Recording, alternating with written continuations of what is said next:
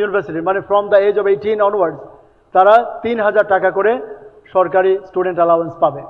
যদি পুয়ার হয়, যদি এতিম হয়, আপনারা জানেন যে কোরআন শরীফ বলেছে যে you have to look after your মিসকিন, ইয়াতিম, গরিব, আপনার parents, your children. So the gods commandments to Bani Israel. সো আপনারা দেখেছেন সেখানে আমরা তাদের জন্য তাদের পাশে দাঁড়াবো, কারণ অনেকে আছে সে নারী, সে টিউশন করতে পারে না, এবং it's not a lot of money. আপনার এখানে অনেকের একটা ব্রেকফাস্টের জন্য আমরা ইন্টারকন্টিনেন্টালে উই পে অ্যাবাউট 11,000 টাকা for a buffet breakfast. So সেখানে আমরা মাত্র 3000 টাকা প্রমিস করছি, এবং কোথেকে আনবো সেটা আপনাদের একটু পরে দেখাচ্ছি। And that will be the end of our presentation.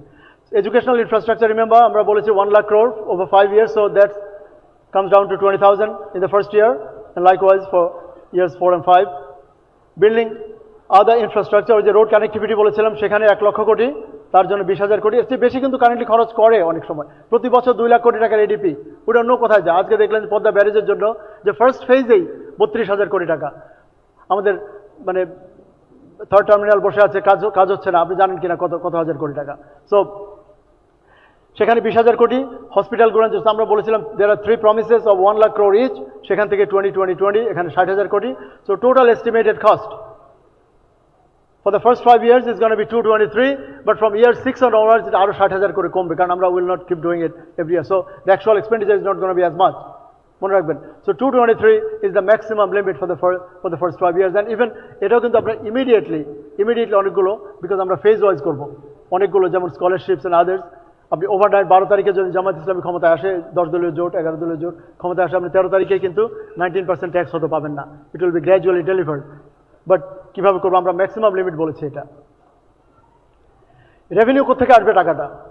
CPD, Debapriya দাদের সংগঠন, প্রিয় সংগঠন, সিপিডি বলেছে যে শুধু ট্যাক্স লুপ হোলস, বাংলাদেশে যদি শুধু এনবিআর এর দুর্নীতি কমানো যায়, ট্যাক্স লুপ হোলস যদি বন্ধ করা যায়, তাহলে 1,05,000 to 200,000 crore টাকা সেভ এক্সট্রা রেভিনিউ করা possible. I spoke with some of NBR members, my friends who just retired from NBR as members, স্যারের erstwhile colleagues, অনেকের সাথে আমরা এটা ভেটিং করেছি। তারা বলেছে বাংলাদেশের tax revenue can be double or triple, 2 থেকে 3 গুণ ট্যাক্স রেভিনিউ করা যায় without increasing any tax rates. আর if you reduce tax rates, আপনি ভার্টিক্যালি না বেড়ে যদি হরিজন্টালি এক্সপ্যান্ড করেন, if you go for horizontal expansion of your tax base, then that will give you even more money. এবং I refer to one shadow budget once announced by Bangladesh Economic Association, Bangladesh অর্থনীতি সমিতি। আপনারা জানেন যে সেই সংগঠনটি জামাতের সংগঠন না, সেটার প্রধান ছিলেন অধ্যাপক আবুল বারকাত, সাধারণ সম্পাদক ছিলেন ডক্টর জামাল উদ্দিন। বারকাত স্যার এবং জামাল উদ্দিন স্যার, ওনারা বলেছেন যে 28 লক্ষ কোটি টাকা রেভিনিউ কালেকশন করা সম্ভব। It's on paper. So we don't need 28 lakh crore, we need only 1 or 2 lakh crore। এবং কিভাবে আসছে দেখুন আপনি। So we are going to, because আমরা বলেছি the big assumption there is that there will be good governance, there will be an incorruptible government, there will be a free and independent and accountable and neutral NBR and SEC। তো আপনাকে যদি NBR হয়রানি করে, আপনি কোর্টে যাবেন, court আপনাকে জামিন দেবে। আপনি যদি হয়রানি করেন গভর্নমেন্টকে, NBR will go to courts, and courts আপনাকে টেক কেয়ার করবে। সো কোনো এখানে আমরা আশা করি গ্র্যাজুয়ালি ট্যাক্স লুপ হোলস কমানো যাবে, ওভারনাইট করা যাবে না। তো সেখান থেকে lower limit is 1,05,000, upper limit is 2 lakh crore। আমরা অ্যাকাউন্ট করেছি only lower limit, we are being conservative. So সেখান থেকে আসবে 1 লাখ কোটি টাকা। এফিসিয়েন্সি গেইন, বিকজ আমরা মেরিটোক্রেসি প্রমিস করছি, there will be efficiency gains, the country will be more effective, the government will be effective, we are going to have a slightly, maybe no smaller, or maybe the government unbridled growth হবে না গভর্নমেন্টের, everybody will be effective and efficient, so efficiency gain আসবে 40,000 টাকা। আর growth আমরা promise করেছি যদি 1% বেশি করা যায়, রিমেম্বার লাস্ট বাজেট আমরা এবার ওয়ার্ল্ড ব্যাংক বলেছে 4.6%, যদি just 1 percentage point, if you can increase the current growth estimates by 1 percentage point, you can have an extra 40,000 crore taka from there. So we expect the kind of packages, a package, if you could implement it, of course the growth is going to be double digit, I can promise. And you can work out, any economist is going to agree that if based on those ifs, economists, they have a lot of assumptions. If those assumptions are fulfilled, then of course the growth is going to be double digit, but we calculated only 1 extra percentage point, সেখান থেকে আসবে 40,000 crore, and modest efficiency improvement of SOEs, সেখান থেকে মাত্র 3 থেকে 4,000 কোটি, And also, we're going to restructure the current debt. আমরা যে 12% 13% যে ডেটগুলো আছে এগুলো আমরা ডায়াসপোরা বন্ড ইস্যু করব আমাদের the Bangladeshis living overseas and earning almost no interest on their savings আমেরিকাতে ইন্টারেস্ট রেট কম so we are gonna issue diaspora bonds of billions of dollars এবং সেখান থেকে will reclassify the current high interest paying debt into low interest paying debt এবং সেখান থেকে আমাদের saving আসবে 33,000 কোটি টাকা estimated so total money coming back is lower limit is 221 upper limit is over 3 lakh crore. How you can achieve that?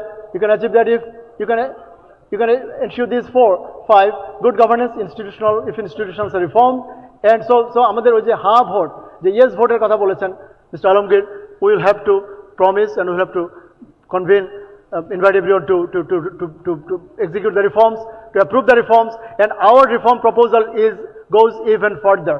The SEC, the ঐক্যমত্য Commission, couldn't achieve a lot of reform proposals because of political differences, because of political necessity to have political negotiation. But if you have a government, whoever wins, then the government will have the legitimacy and leverage to do more reforms if they want, more people-oriented reforms. Then private sector-led export and export-oriented growth, financial, of course, yeah, I don't think we need to explain these. Then you can see an economy rooted in justice, Islamic principle of adl. Allah Pak adesh diyechen adl and ihsan, so সদাচরণ সুবিচার এবং সদাচরণ, opportunity and responsibility for a post-uprising reform seeking Bangladesh. Thank you all very much. Thank you very much, Professor Dr. Warisul Karim, for your valuable insights. Now, I'd like to proceed to the panel discussion. Due to the shortage of time, I'd like to request our panel members to give a short remarks about the presentation. I'd like to go with Dr. Shibir Ahmed, Assistant Professor of Economics at North South University, and then one by one, if you could go with it. So, please, Dr. Shibir Ahmed.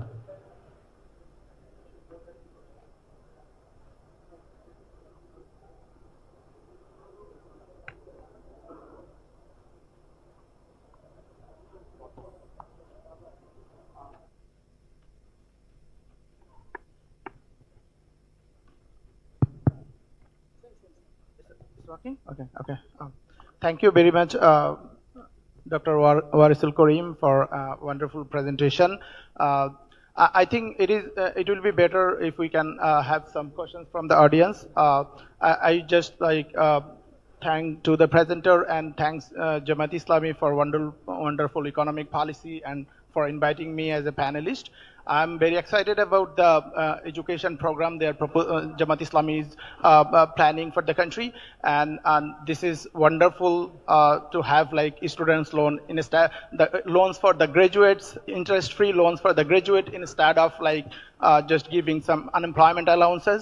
So and also like proposing an world largest women university. It will like tremendously help our women, young women particularly. So I will not take much time.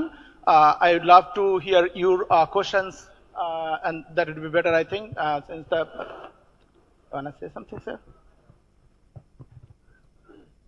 Assalamu alaikum warahmatullahi wabarakatuh. This is Dr. Isam Musharraf Hussain, Professor and Chairman, Finance at Dhaka University.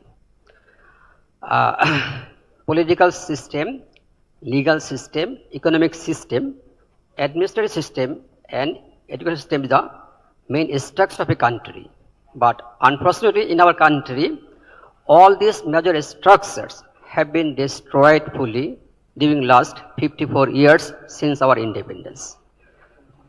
As a finance professor, this is my theoretical and practical experience that in our country, basically, there is no practice of any political system, though we are claiming we are a democratic country, but there is no practice of democracy, only we practice autocracy and fascists like this. But in economic system, though we claim we are in liberal economy, market economy, but in practice we are basically command or government controlled economy.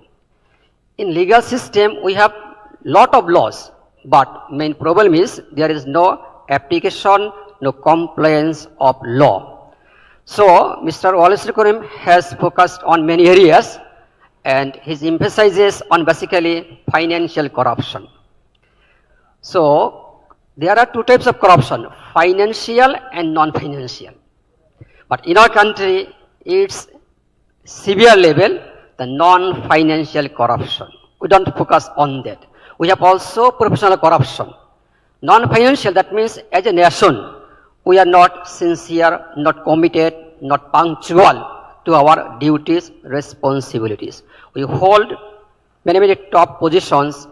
We have duties, but we don't perform our duties. We don't fear Almighty Allah.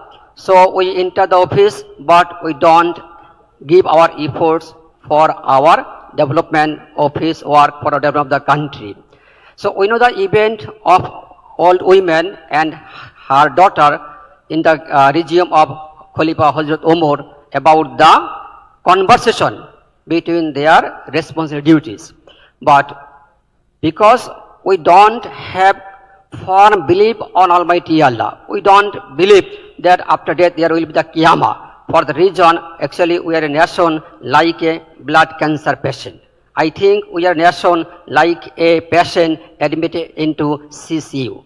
Because during last 16 months, I have been performing as director of 3 companies in our country. I have identified 92 different types of illegal and unethical transactions in a company. That's unimaginable for a human being. This is out of our brain that how directors can take fund from a company in such different way. So, like it's depositors have deposited money in banks, but amount has not been credited to customers' account. Amount have been taken away by the directors, by the chairman. This type of unexpected events have been incurred in our country. So, not only financial corruption, also we should focus on non-financial corruption also. Actually, we need ethical people, we need honest people. So, the most important problem in our country, lack of transparency, honesty and integrity.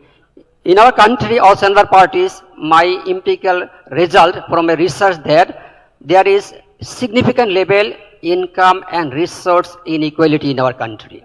20% people of our country holds 80% resource assets income of our country, whereas only 80% people holds rest 20%. So we should focus on this income inequality. That means there should be a balanced distribution of our resources. So I humbly urge to the Jamaat Islam Bangladesh, if they will be in power by the Almighty Allah grace, then they should focus on this area. In our country, there are liquidity problems at a significant level. Banking sector is the backbone of an economy of a country. But nowadays, our banks only can sanction loan, but they cannot disburse the loan because there is no fund available with them. Because we know most of the funds have been taken away from our country outside area. So most of the banks and non-bank are in negative equity. That means their liabilities more than their assets. So it's very difficult for us to come out from this. So I ask the Muslim to think about the startup business as well as employment creation, not from industries, mainly from the small funding from government side to the poor people. Another part is we should focus on the fund taken away by our top crime political parties to other countries. So they should develop the foreign policy, how the fund can be returned back to our country. So with this, I want to conclude my speech. Thanks. Allah Hafiz. Assalamu alaikum wa rahmatullahi wa barakatuh. Thank you. I'd like to request the other panel members to make your comments as short as possible due to the shortage of time. Could you please? 1 minute. Assalamu alaikum. I thank Professor Wasil Karim for excellent presentation. Actually, I would like to focus on taxation issues. He has correctly mentioned the low rates, fair taxation, all these are very important. But since I worked at the NBR as a chairman and also Anti-Corruption Commission, I know where the real shoe pinches actually. So, but I don't have time. Only thing I can say, please, the laws, just how the government runs actually. I'm sorry, I worked for the government for 37 years. A very important position all over, but ad hoc basis policy making, not evidence-based policy making. Little ownership, I should not say no ownership, little ownership. So then how we can expect good policy from them? So actually the 2023 Income Tax Act, it was passed in the parliament within a very short time, little consultation, no research, a full Income Tax Act. Yeah, so what you can expect? Minimum tax, lot of problems are there. We found out. So, the rates are, in corporate tax there are as many as 10 rates, very high. So he has correctly mentioned that this should be reduced. And I worked with the NBR reform committee and we suggested those things. And also VAT. VAT is very, there are many, 7 VAT rates and 15% is too much. So this should be rationalized. But I request that this should be, there should be some study, simulation, or whatever it may be, then decision can be taken, not ad hoc. Nothing should be ad hoc basis. And you see, teen bin, you know, taxation, there is a teen number, for VAT bin number. Why these two? Why you can't link with NIT? So these things can be very simple. So there are many points I would have raised, but he has already mentioned that only 1 minute, so I have already crossed that. And finally, what Professor Wasil Karim did not mention or may not be his experience is that tax administration. You see, we suggested separation of tax policy from tax administration. But what happened? Shut down, NBR people didn't want, and it was not done properly. What we suggested, and it was done in a different way. So this is very important. Tax administration should be streamlined. How to ensure integrity, full automation, but that is not happening because the integrity is a major problem.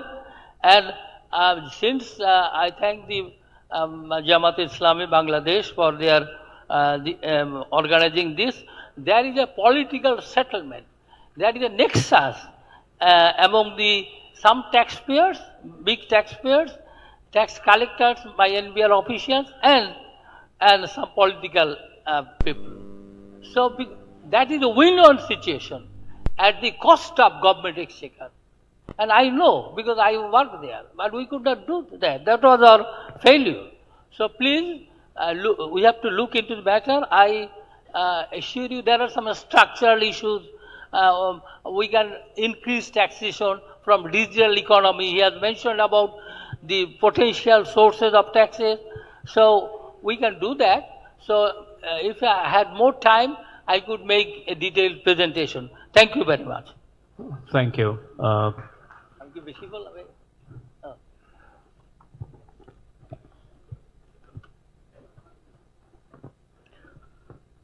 Assalamu alaikum. Good morning to all.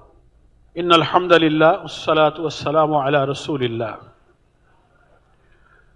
I thanked Professor Warisul Karim regarding economy, business and investment for a well presentation.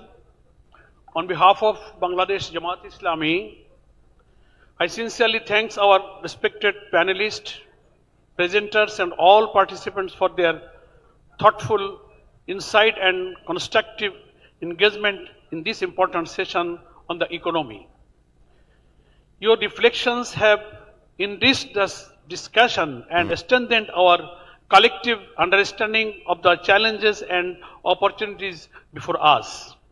Today's dialogue reaffirms that Bangladesh needs a just, transparent and private sector lead economic system that creates jobs for our youth, protect the vulnerable, rewards merit, and restores integrity to our institutions.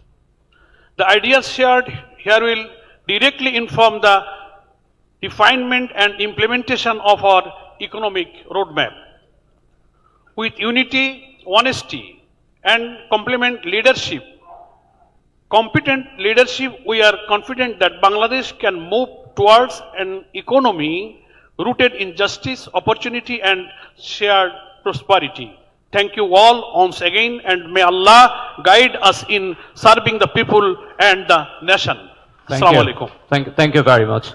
Now, dear participants, due to the shortage of time, we'd like to humbly request you to ask only 2 questions, and if you have any more questions, suggestions, or feedback, you are kindly requested to send your questions, messages, or any feedbacks to the email address of Amir Jamaat of Bangladesh Jamaat Islami that we are trying to show it on the screen, or we'll give it later, inshallah. So we'll just take 2 short questions due to the shortage of time. The first one, please. Only 2 questions. We're really sorry for not taking more than that.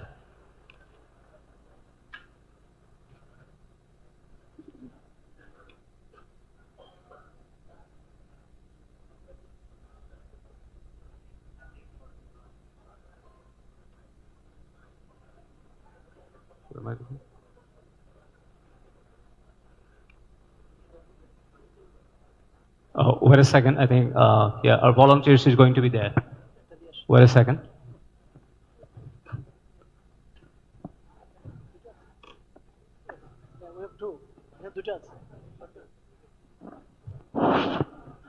Hello, sir. No, could you press? We have the one. Yeah, first.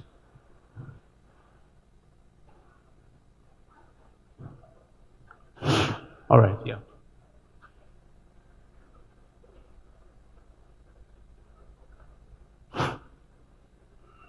Assalamu alaikum. I'm Masood Kovid from BJM Standing Committee Chairman, PR and Publicity. Thanks for presentation. I have 2 questions especially. You know, there is the LDC graduation is coming on, and there are the big factor for RMG sector. There are the 84% foreign currency earning from here.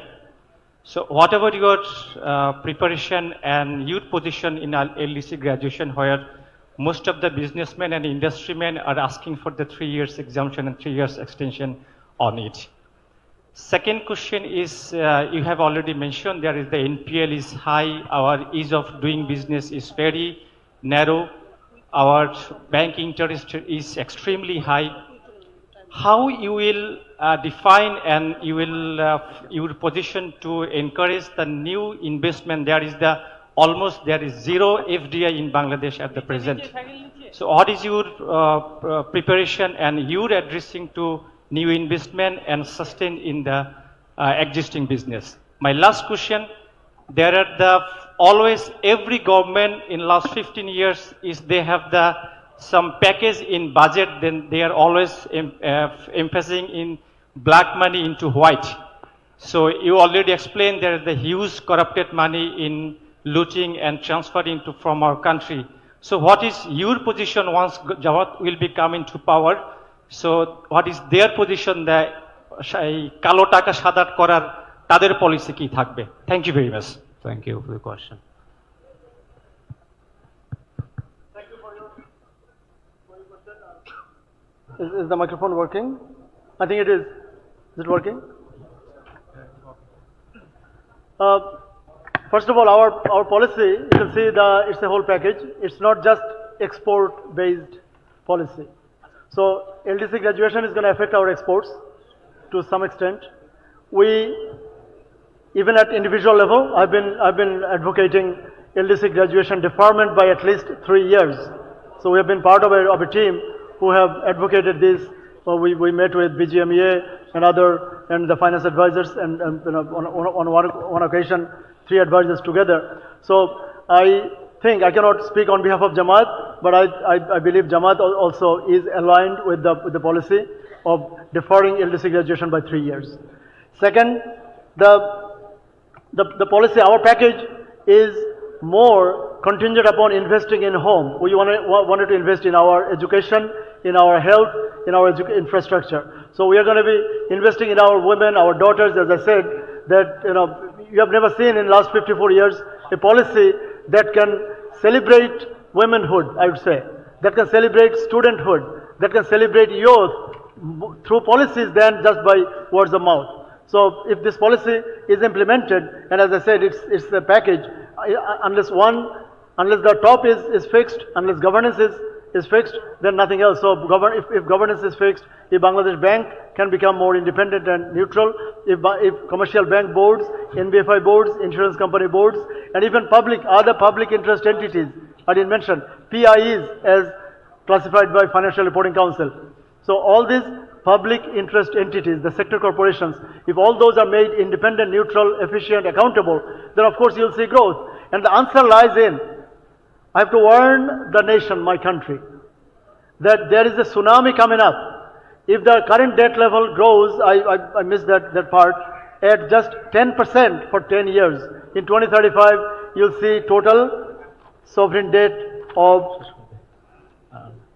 if it grows by just 10%, you'll see it to go to 54 trillion taka. 54 lakh crore টাকা হবে আমাদের debt in 2035. And if beyond that, if it grows by just the inflation rate, only inflation adjustment, if you do 7% growth, then in 2050 you're going to see a total loan of 149 trillion taka. So we, even at 5%, at a weighted average rate of 5%, assuming overseas debt carries only 0% and domestic debt carries 10%, which is, of course, the most conservative that you can be, because no one is going to lend you money for 10% or 0%.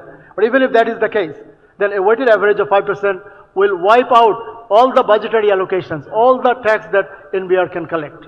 So we'll have to get rid of our debt. Some of high interest debt, we said we're going to reclassify some of it and issue diaspora bonds, and of course borrow from our friends in Qatar, in Kuwait, in many other countries, and we can have international, we can have low interest overseas debt as well. On other thing that you said, also how we attract foreign FDI. FDI has been zero, and you have seen. If anyone is here from Dhaka Stock Exchange, I heard that the DBA president, Mr. Saiful, was here. So the Dhaka Brokers Association. You know that for last 4 years, brothers and sisters, for last 4 years, there have not been a single initial public offering in Bangladesh capital market. The capital market has been wiped off once in 1996 and again in around during several times during the last government's regime. So they have made toys out of our best institutions. They have made toys out of Dhaka University. Since when you saw a Senate election at Dhaka University? 2-3 consecutive vice chancellors, each one rounding for almost 8 to 9 years, never cared about elections at Dhaka University Senate. So we said that we are going to have an accountable government, a representative government, a democratic government, not just government. You have to democratize the institutions, right from Union Council level to the top of the government. And then foreign direct investment, of course, will come. If you have a low tax country, low tax will lead to growth, and growth will lead to low inflation.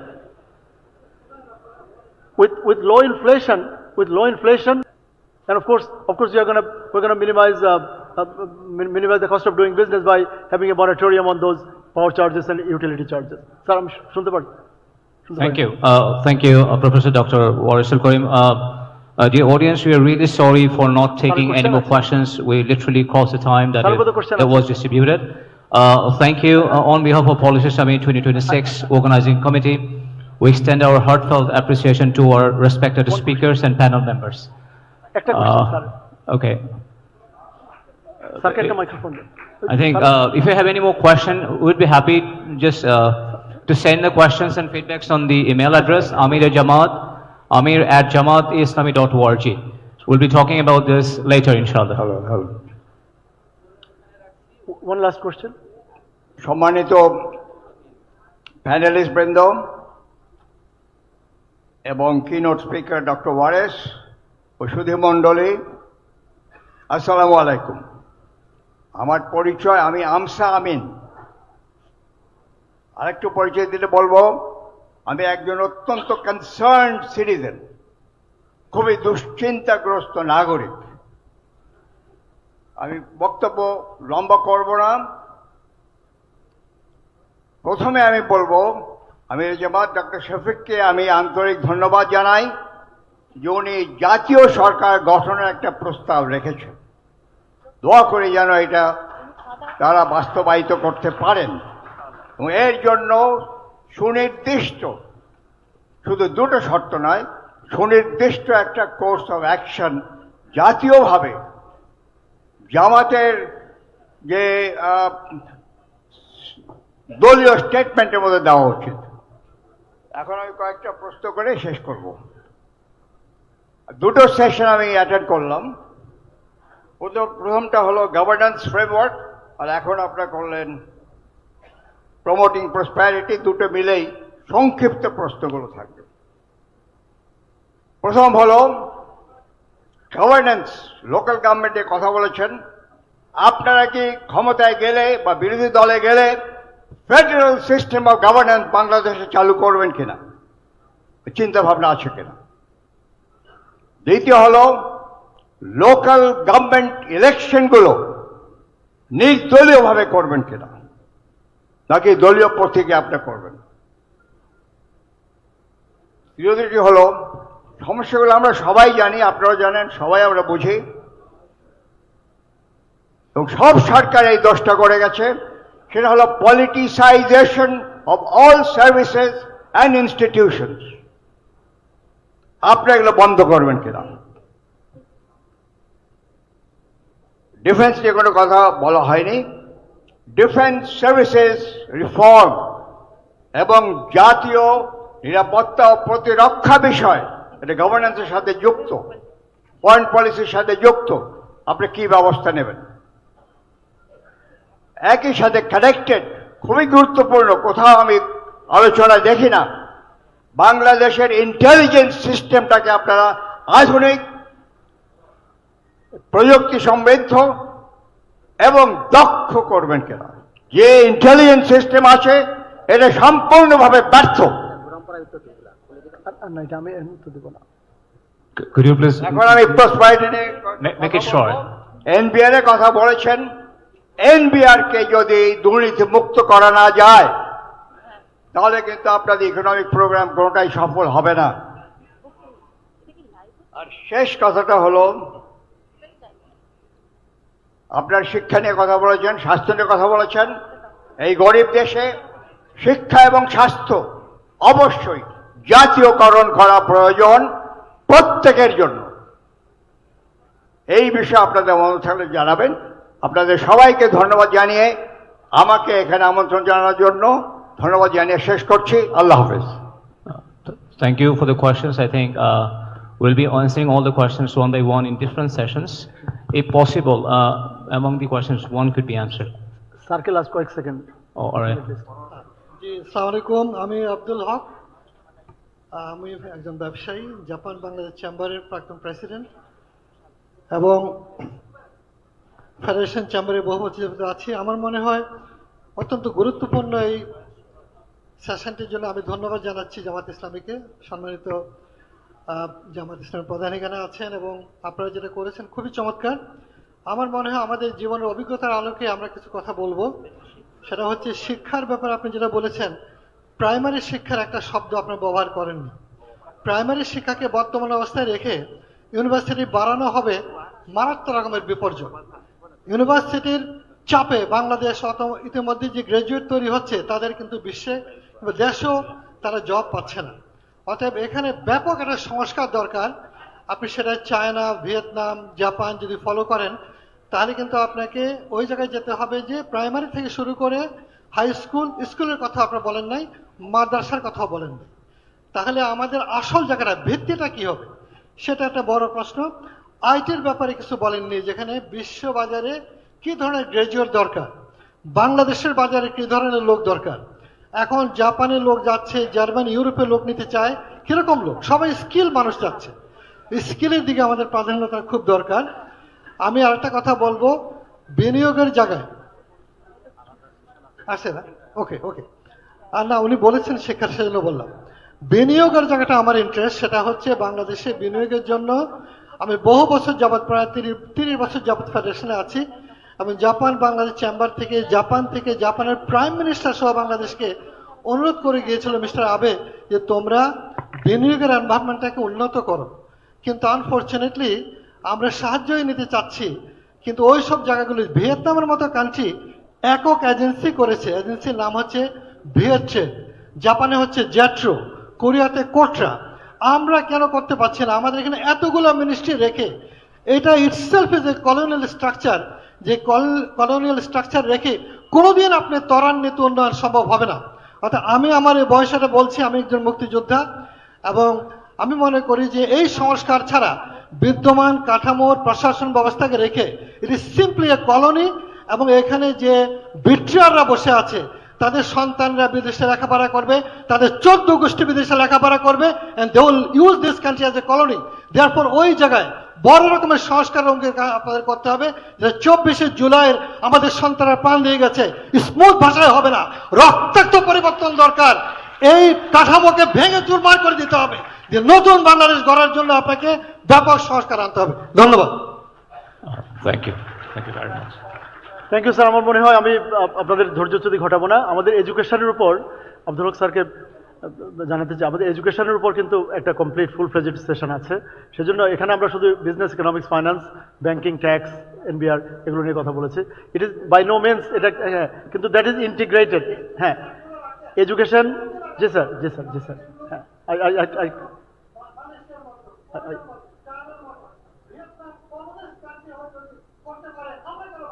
I absolutely agree, sir. আমার মনে হয় sir ওই এডুকেশনের জন্য সেই জিনিসগুলোতে বেশি detail যাচ্ছে না। আমরা অফকোর্স স্টেম এডুকেশনের কথা আমি দেখেছি, আমি বলি নাই, কারণ এডুকেশনের জন্য রেখেছি সেগুলো, প্রাইমারি, সেকেন্ডারি, টার্সিয়ারি, ইউনিভার্সিটি। আমরা শুধু ফোকাস করেছি যেগুলোর ফাইন্যান্সিয়াল ইমপ্লিকেশন আছে, যেমন যে এক্সট্রা প্রোগ্রামগুলো, এটা কিন্তু ইনক্রিমেন্টাল কস্টগুলো। আমাদের বাজেট কিন্তু নিশ্চয়ই 2 লাখ কোটি টাকার না, কারণ গতবার লাস্ট বাজেট ইজ প্রায় 8 লক্ষ কোটি টাকা। সো ওই শুধু ইনক্রিমেন্টাল কী পলিসি, মানে এই পলিসিগুলোর জন্য কতটুকু এক্সট্রা কস্ট হবে, যেমন আমরা আগের যে বেনিফিট প্যাকেজ আছে, সোশ্যাল সেফটি নেট আছে, এর কোনোটাতেই টাচ করার কথা বলিনি, শুধু এক্সট্রা যেগুলো সেগুলোর জন্য কতটুকু খরচ। So by no means the package that I proposed, or we proposed, is by no means the full story.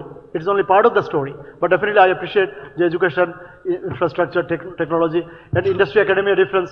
Of course, I mean, apnar motoi one of the ones who can see it every day as a teacher, as a university teacher. The industry wants some kind of skills, and আমরা produce করি a different kind of skills. তাই না? So এটা 100% আমরা in agreement. এবং আমার মনে হয় Jamaat Islami, as I said, I can't speak on behalf of the party as a whole, but other sessions will respond to those. Thank you. Thank you. Thank you very much, Professor Dr. Warisul Karim, and all the panel members. Would like to end this policy presentation session right now. So please, ladies and gentlemen, a big round of applause for the keynote speaker and all the panel members. Thank you. Thank you once again. Thank you very much.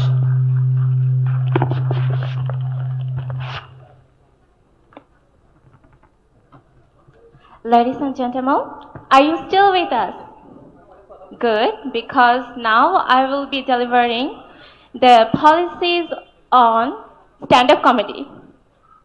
No, I'm just kidding, That's the fault of us youth, you know. But you know, the youth policy is matter of no joke. Even though us youth, we tend to make a lot of joke. So, the future of Bangladesh lies with its youth.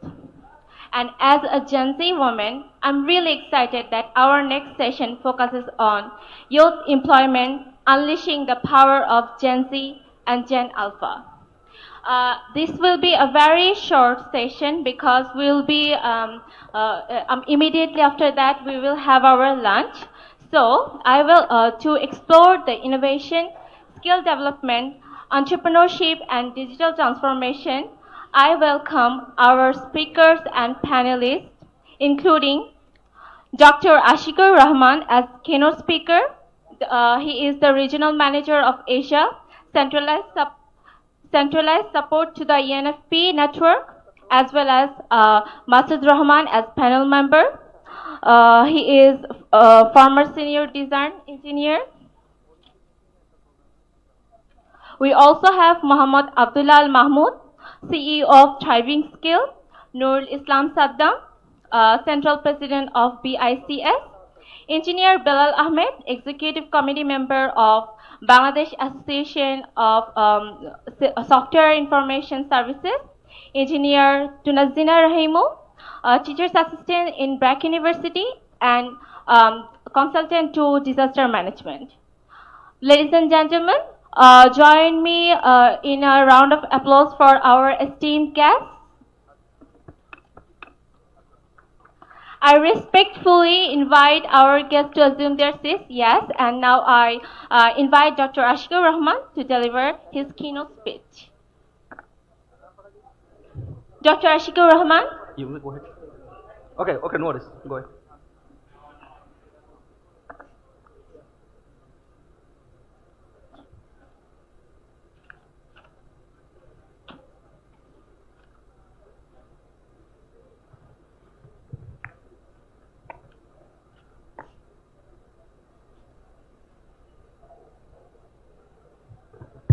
Yes. Assalamu alaikum and a very good morning to you all. I would like to welcome you to the third session of the day and hopefully the last one before lunch. It feels like an absolute miracle to be sitting here and discussing and talking about good governance and prospering economy and everything. I would like to share that for many young voters in their 30s, this would be the first time to vote, including myself. And I would like to seize this opportunity to remind us all with grave gratitude in my heart that this very moment wouldn't be possible without a youth movement. July movement started on the question of asking equal opportunity towards jobs. And Abu Said, Abrar Fahad, Osman Hadi, and countless others, they gave their bloods and lives for giving us insaf. And Bangladesh Jamaat-e-Islami acknowledges this and is deeply inspired by the youth and is very welcoming to provide them the reward, the scope, and the lives they deserve. There is no way that we can ever repay the martyrs, but at least we can try and uplift the dreams of them so that we can build a better Bangladesh. Now, whenever we are talking about youth, there are just so many things to discuss, but as we have very limited time for today, we will be focusing towards youth employment. You know, in a country like Bangladesh with so many human capital, it is of utmost importance that the youths are given the jobs of their desired and the jobs they deserved. If we don't, then they would turn to a wasted potential, and we cannot let that happen because they can be a cherished asset. On that note, we can hope that we can build a better Bangladesh together, and I would like to give the stage to Dr. Ashik to further enlighten us on this matter. Thank you. Thank you. Thank you so much. Hello, good afternoon. I would like to start from the very last word what our panelists mentioned. A time for building Bangladesh together. It's not a limerick or it's not a poetry alone. It demands responsibility. According to the statistics of Bangladesh Labor Force Survey 2024 of Bangladesh Board of Statistics, it presents a very hard reality for Bangladesh. Currently, we have 2 million youth unemployed. According to the government statistics, the actual number could be much higher. This is a very concerning, even the number is like 2 million. It's all about the age group who is expected to be the most energetic, most innovative, most productive. If they don't find a job, employment, they lost. Literally, they lost. They the situation is helping them, turning them toward irregular immigration or become part of social unrest. And even more severe problems than unemployment is underemployment. According to the Labour Force Survey 2024 of Bangladesh Board of Statistics, around 10 million underemployed people are in Bangladesh. The number could be much higher in reality. But the concern is about the individuals who are with higher educational qualifications, with skills and capabilities, who could perform high-valued jobs. But the present situation in Bangladesh forced them to work in low-skilled jobs, to accept low wages employment. As a result, the individual potential is wasted,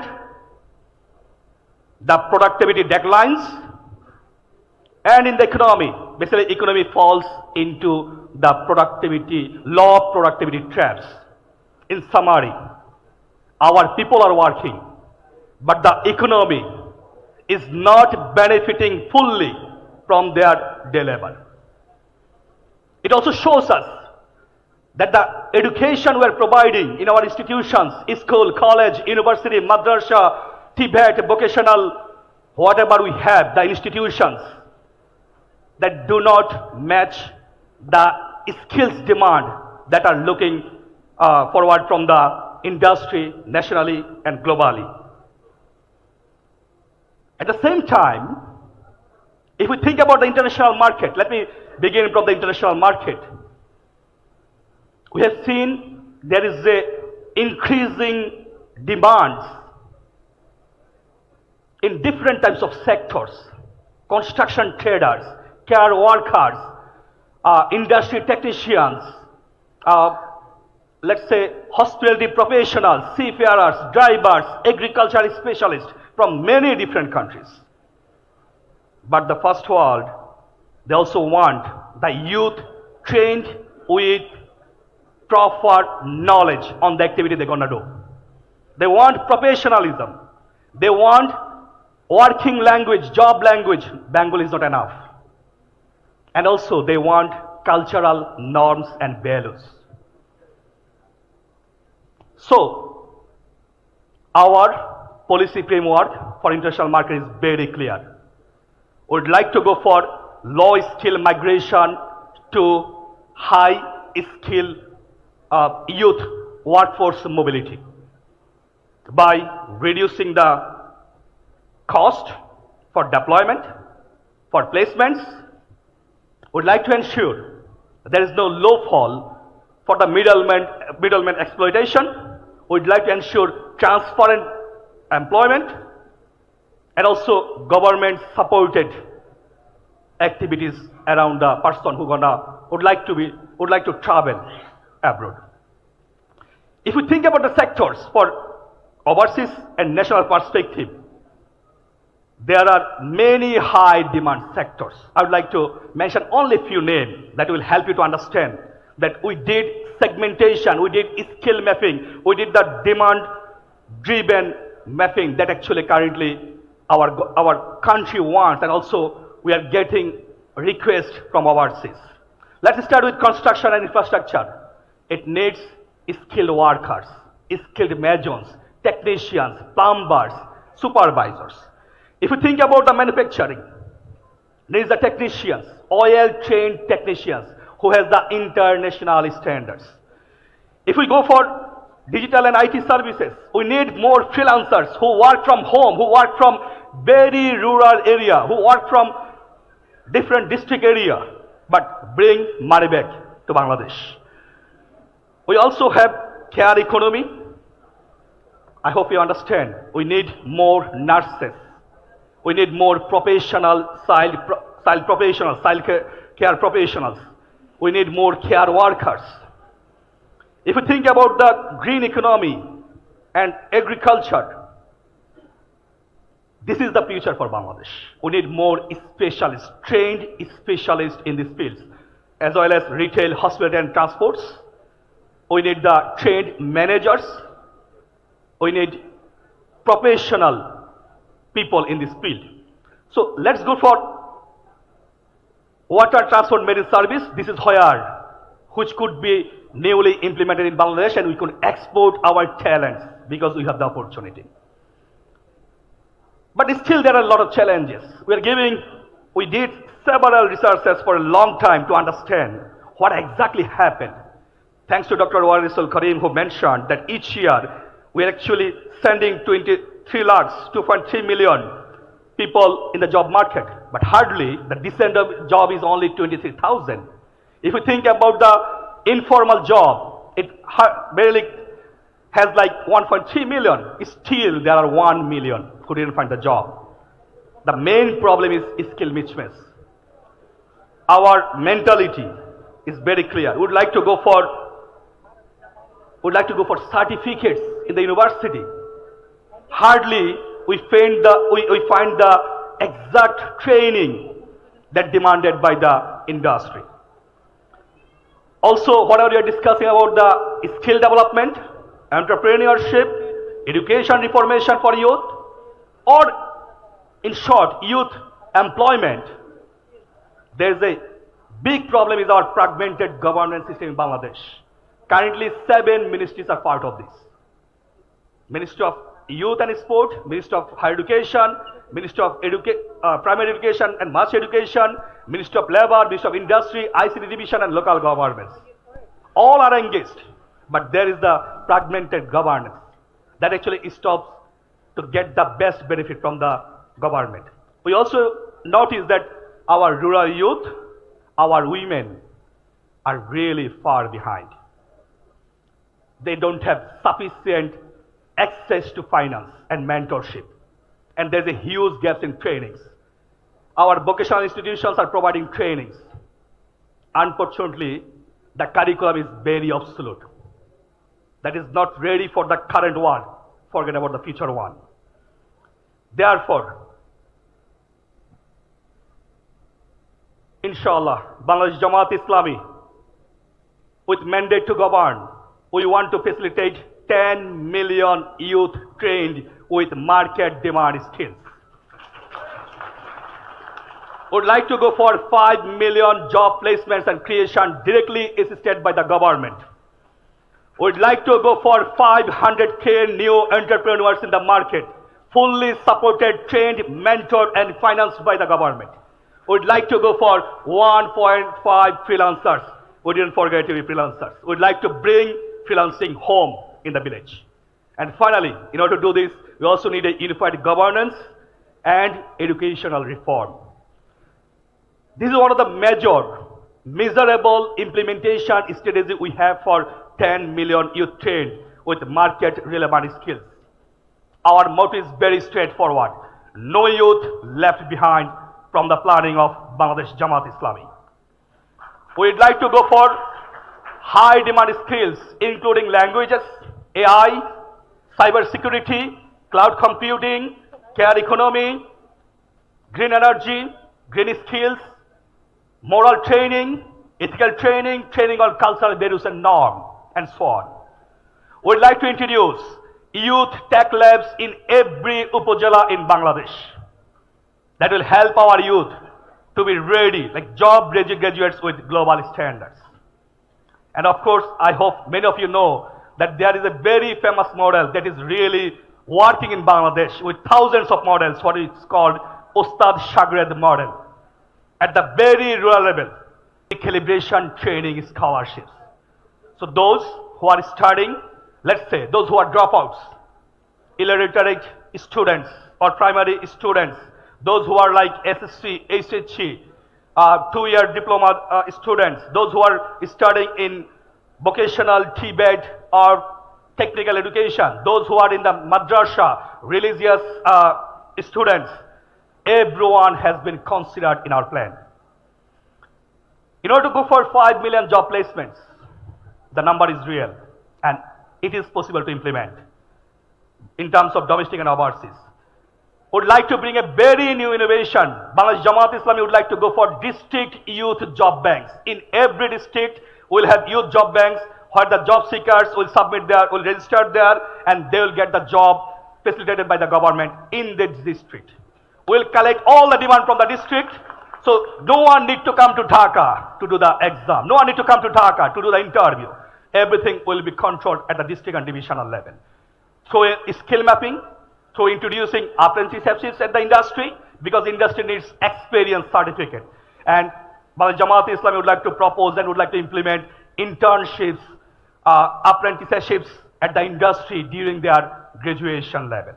It will be a bit kind of mandatory, but it will be gradually. Would like to introduce also local and overseas employer commitments. You know that many countries want skilled migrants from Bangladesh.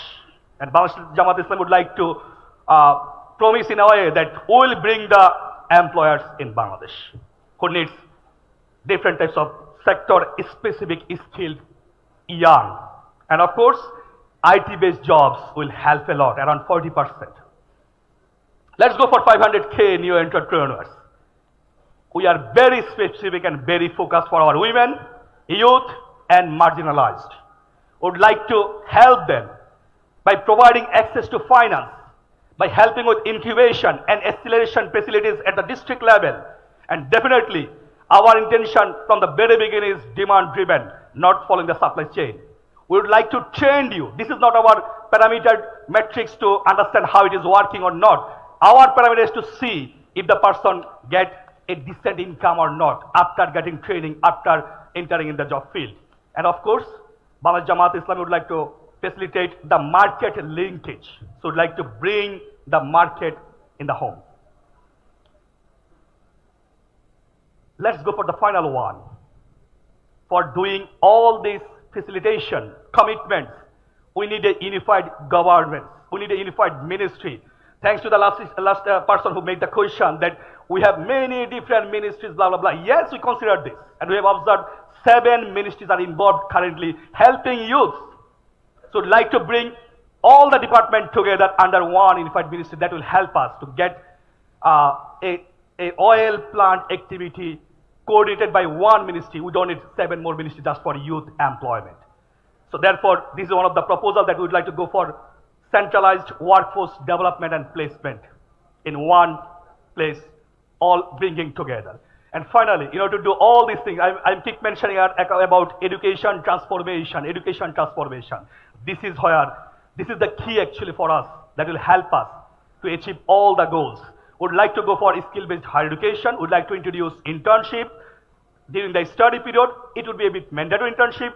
Would like to go for expanded, let's say, illiterate pathways to helping low-skill illiterate people to be a little skilled, so he can up his skilling and he can get into the, let's say, he can get into the money generation. Our remittance will boost up. Our remittance will help us if they have a little skill.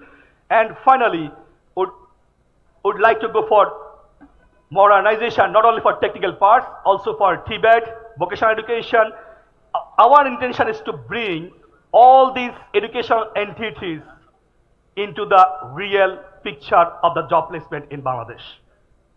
Finally, I'd like to mention following, okay, this is a very short time, we cannot explain everything, but please, I would like to ensure that in our policy framework, Bangladesh Jamaat Islami would like to ensure we didn't forget you, those who made the July Revolution. Would like to ensure that no individual talent will be wasted. Would like to ensure no youth left behind. And our job employment policy is no longer just like sectoral issue. It is our national mission. Thank you so much. And I would like to welcome now Mr.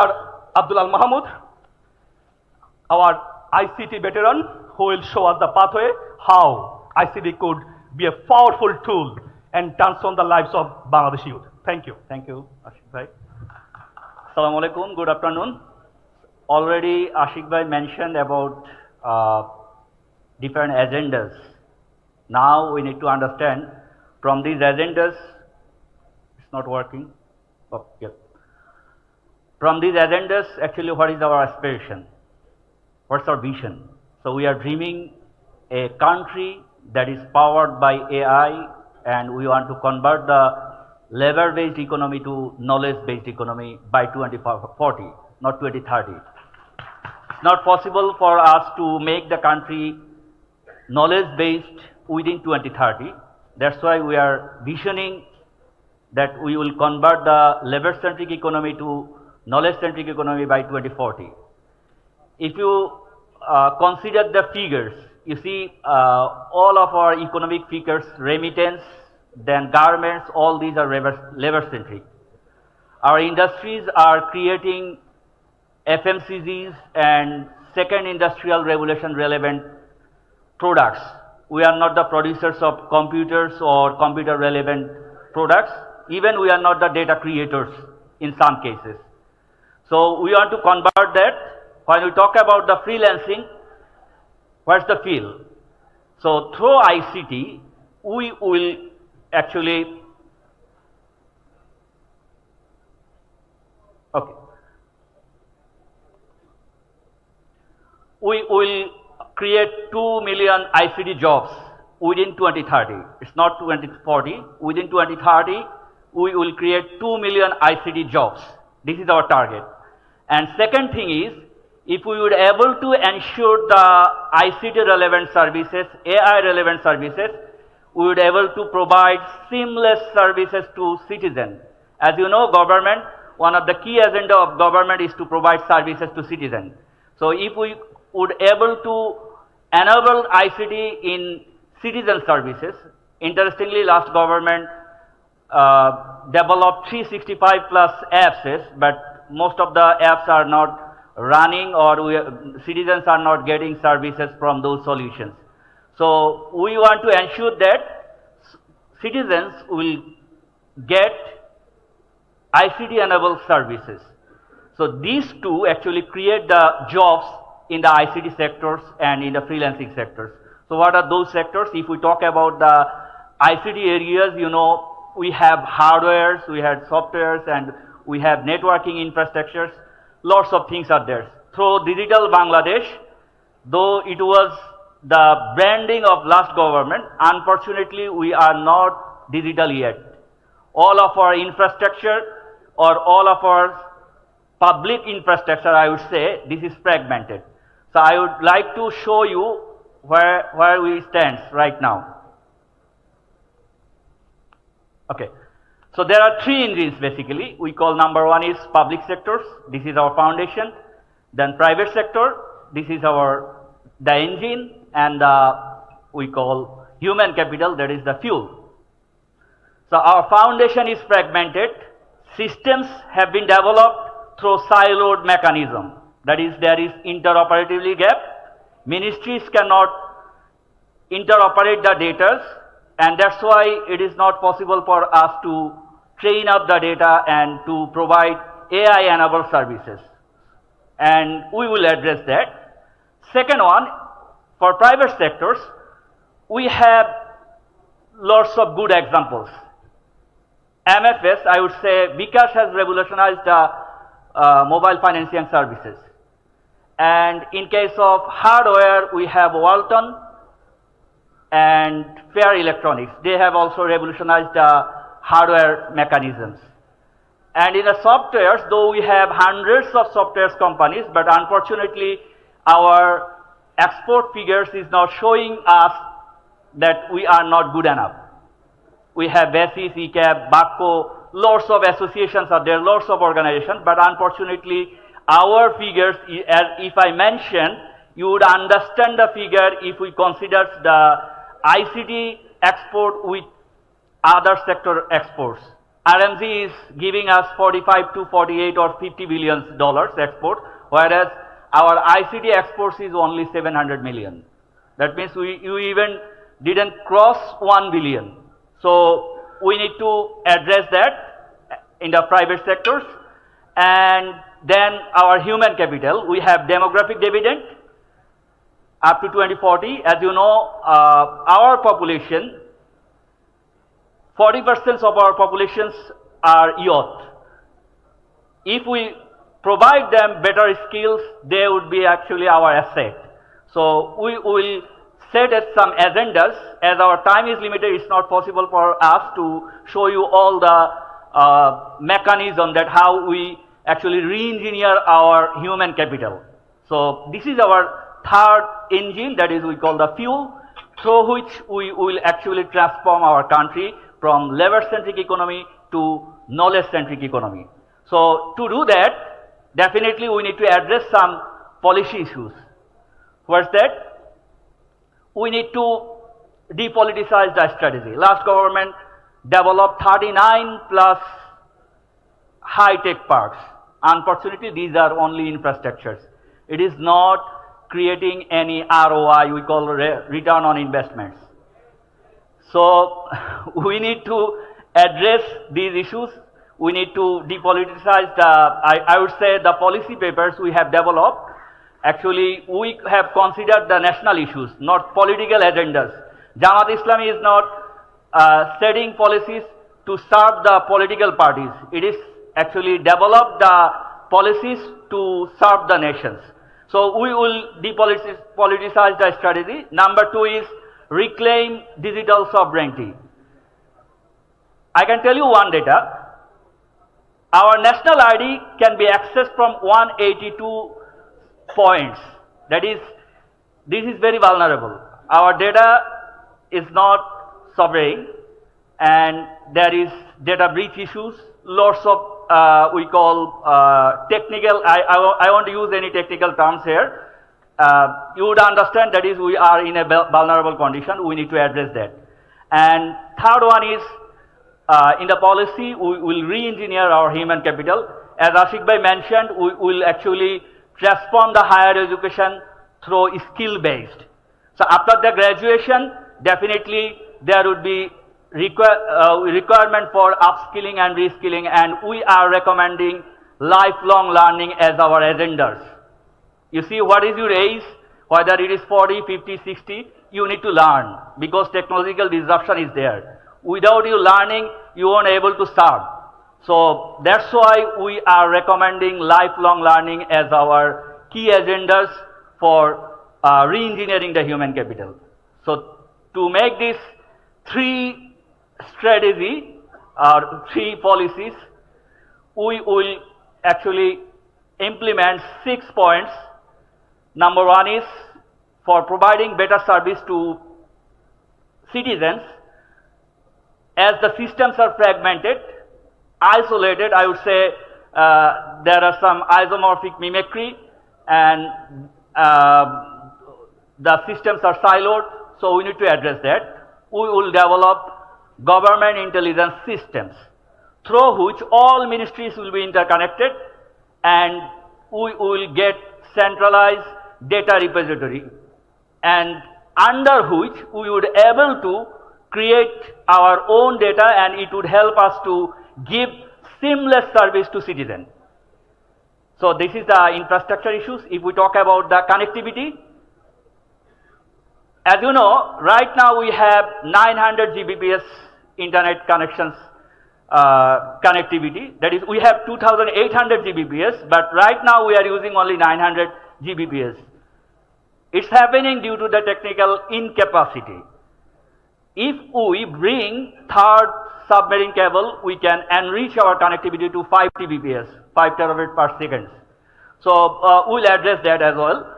And for payment issues, we call, due to the lack of national payment gateway, we are losing 15 to 20% of earnings of the freelancers. So we'll address that, and we will maintain our digital infrastructure on our own, that is cloud-based server maintained by our own national mechanisms.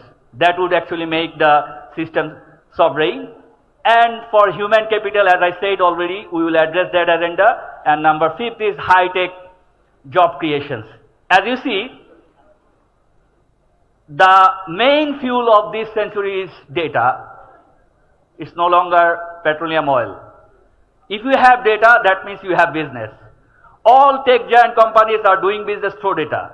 Microsoft, Google, Facebook, Amazon, all these companies are doing business through data. So as we have 180 million people, this is a huge asset. All these peoples are actually generating data, and these tech giant companies are doing business. So I think we have the opportunity to link with these tech giant companies, and we can create high-tech relevant job in our country. And number 6 is definitely we will address the governance and compliance issues. The regulatory agencies, though BTRC and lots of regulatory bodies are there, but unfortunately it didn't serve the purpose of the people. So we need to address that. So if we execute all these 6 points, what we would gain? We are expecting 2 million job creations, ICT job creation. It's not the total job creations. We would create 2 million ICT jobs within 2030. Then our ICT export goal is 5 billion. And if we maintain all the systems we have recommended, it would actually help us to 1.5 billion fiscal recovery. That is, it is wastage. You don't need to invest again and again on separate systems, which created the silos in our system. So we will save that amount in year by year, and definitely we will gain efficiency from 30 to 45%. That means you would able to make your system seamless, and it would provide you better service to citizens. And definitely that would create also job. So by saying so, I am just concluding my presentation here. I hope if we get the opportunity to rule the country, definitely through the system we would eradicate the corruption, and we will convert our labor-centric economy to knowledge-centric economy. Thank you so much.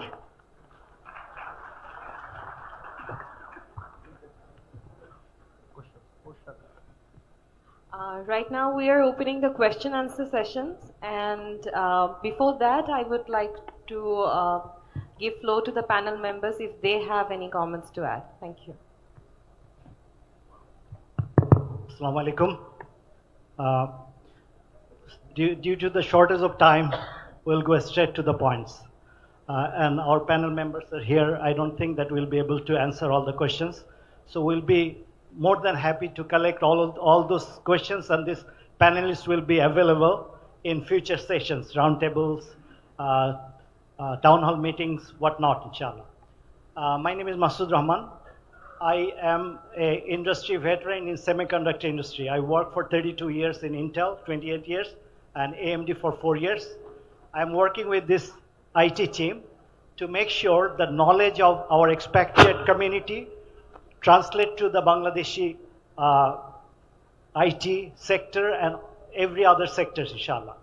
When Amir-e-Jamaat visited in US in last October, we had the rare opportunity to meet him with a group of diaspora expertise.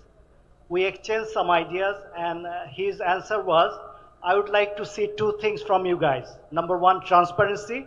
Number 2 is capability. Do you guys have that? We said, yes, we have.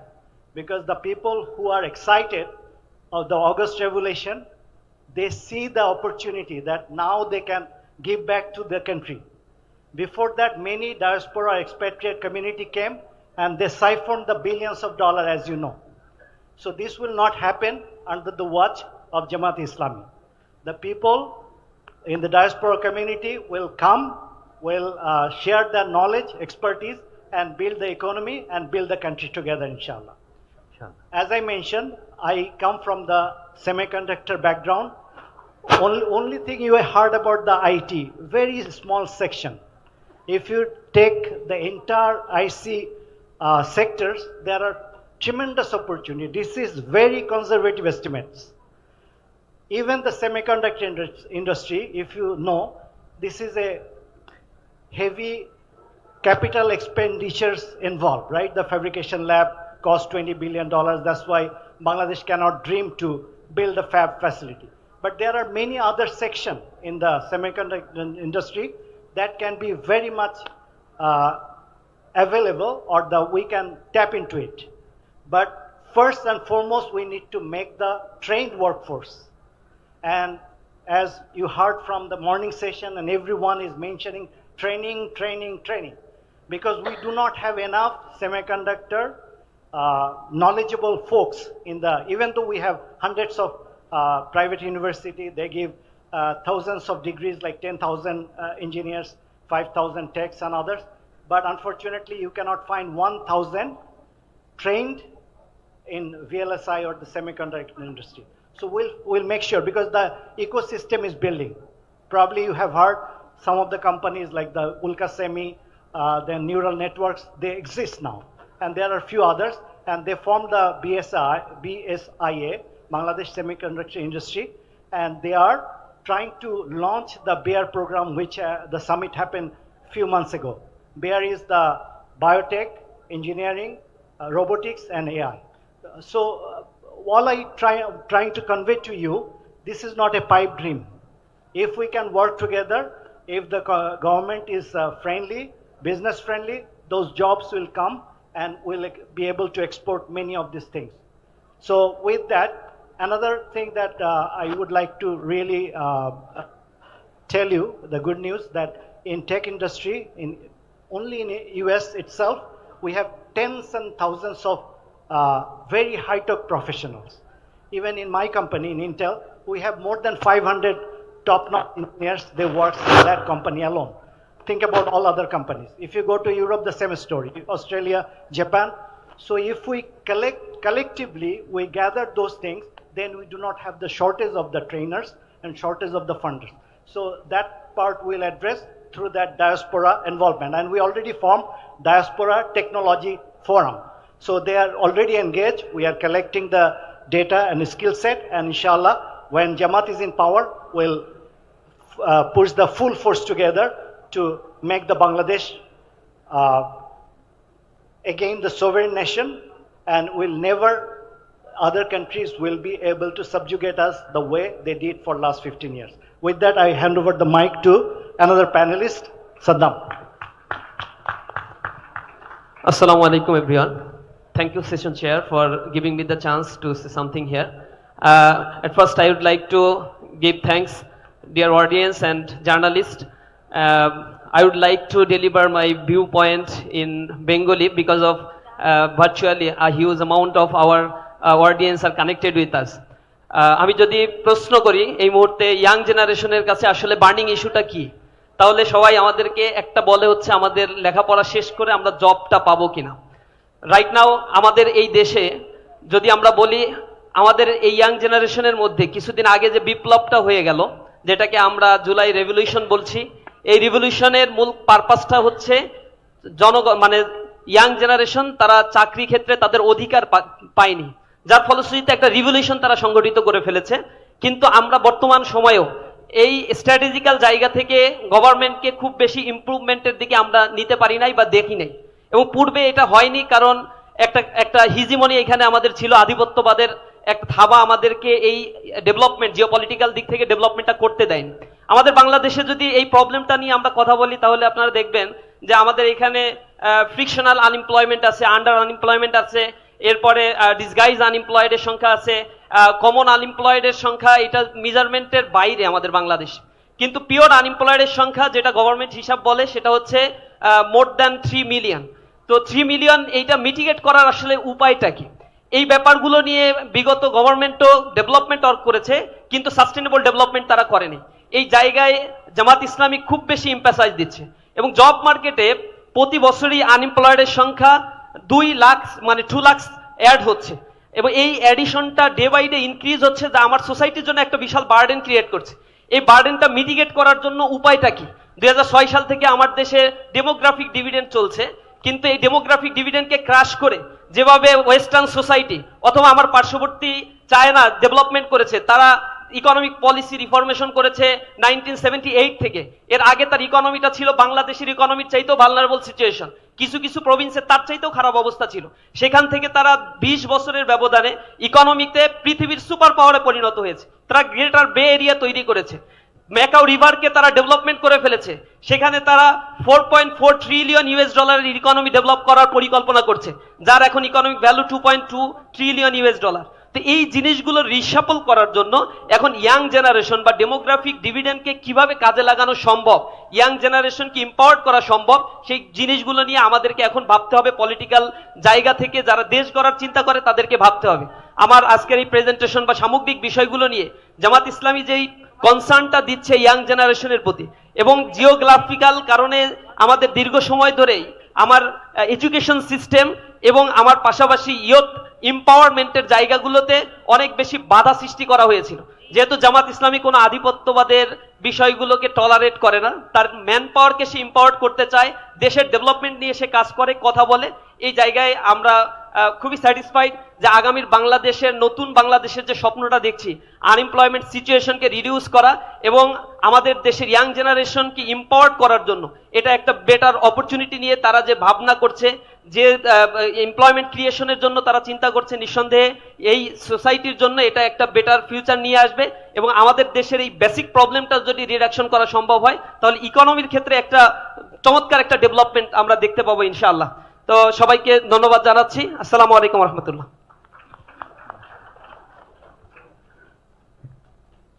Assalamu alaikum. My name is Belal Ahmed. I am representing ICT business industry. So you already heard about the business ICT planning. So currently our GDP is solely dependent on the apparel industry and remittance. So we want to focus on ICT, how we can create an alternative source of GDP for our country. For that, we have already invested in lots of fund in our infrastructure. So we want to make sure that these infrastructure are not used properly. So we want to use this infrastructure properly. There are lots of policy also in places, but not workable policies. So we want to make sure these policies are up to the mark. So globally, every day, ICT is improving. I mean, lots of new technology is coming. So we want to ensure that we are up to the mark with the competing with the global level. So for that, youth is our main workforce. I mean, youth is our main soldiers. So we want to ensure that ICT will be our main tools for creating jobs. So thank you for coming, and please inspire us. And I think ICT will be play very big role in our economy in future. Thank you very much. Microphone.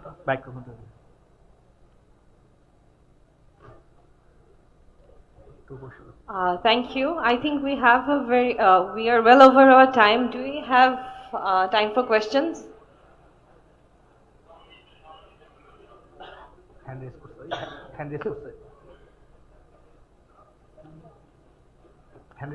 The panelists will be there, so maybe one or two questions we can take. Thank you.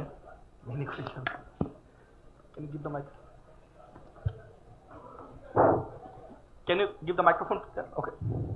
Okay, that's close. Excellencies and distinguished guests, Assalamu alaikum and a very good noon.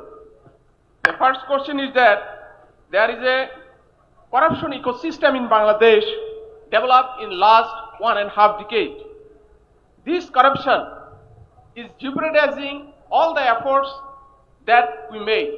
Especially, I want to say something which will cover the last 3 sessions.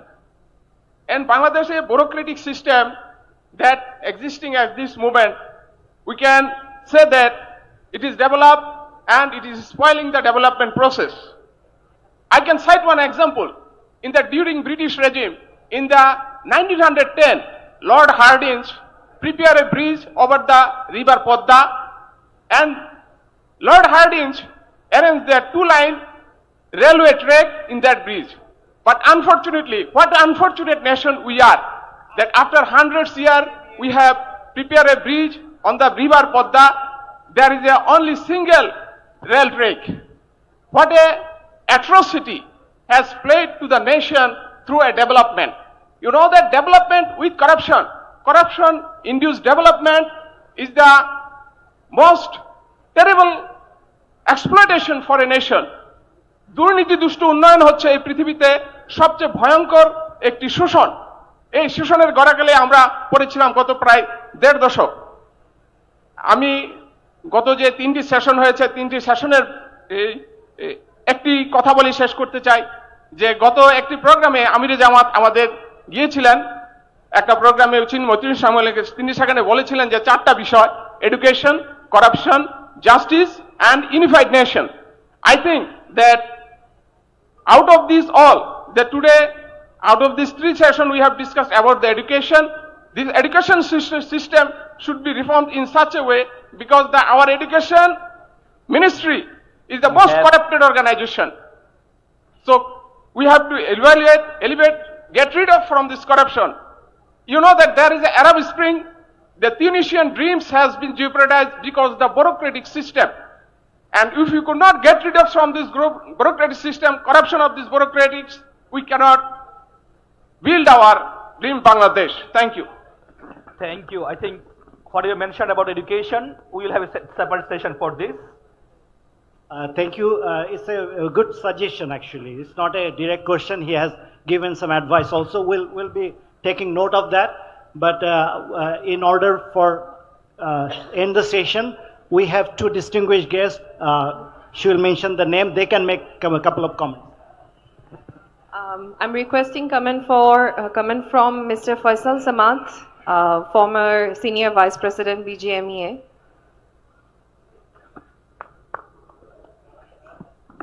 Hello, my name is Abdul Halim. I am retired Additional Secretary. I have 2 questions. One is that Indian ICT export $85 billion and they employed 3.5 million workers. But what are the constraints in our sector? Why we are not making headline in this regard? Second question is that why you could not produce a skilled manpower? As we know that people from abroad working here, as many as 5 lakhs. This is my question. Okay, for ICT related job, as I said, last government targeted $5 billion, figure is only 700 million. So accountability, no transparency, that's why we didn't get the expected result. Okay, I'm requesting again Mr. Faisal Samad, former Senior Vice President of BGMEA for sector.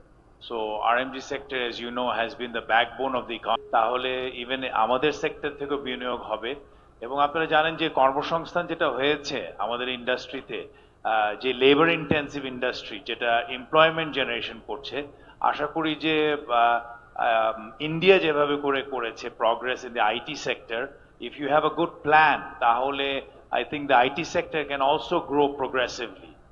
I wish you all the best এবং আমাদের sector থেকেও যদি কোনো সহযোগিতা দরকার পড়ে even আমাদের সেক্টরকেও আসলে ফোর্থ রেভলিউশন ইন্ডাস্ট্রিয়াল রেভলিউশনে যদি আমাদেরকে যদি মোকাবেলা করতে হয় তাহলে কিন্তু আপনাদেরকে সহযোগিতা দরকার আছে so if you can bring that technology to our industry then I think that we can also be a sustainable industry.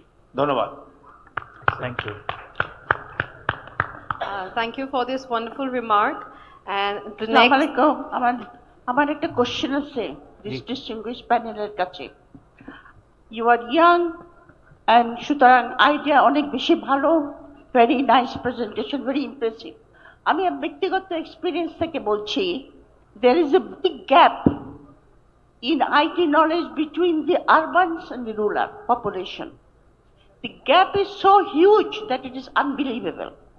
Because I can speak from my own experience. I have a very, very modest computer training center in my ancestral home in Bogura. And, you know, the young youth both male and female. I mean, they cannot even handle the mouse. We have to teach them how to handle the mouse.